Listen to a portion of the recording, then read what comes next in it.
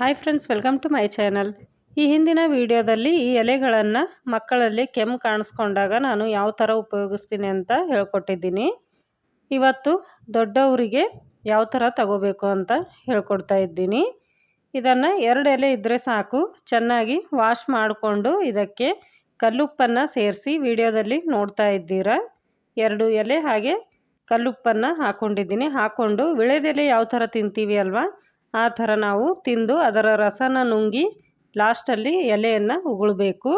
ಇದನ್ನು 3 ದಿನ ನಾವು ಬರೀ ಹೊಟ್ಟೆಯಲ್ಲಿ ತಗೋಬೇಕಾಗುತ್ತೆ. ಅದಾದಮೇಲೂ ಕೂಡ ಕಡಿಮೆ ಆಗಿಲ್ಲ ಅಂತಂದರೆ ನೀವು ಹಾಸ್ಪಿಟಲ್ಗೆ ತೋರಿಸ್ಕೊಳ್ಳಿ.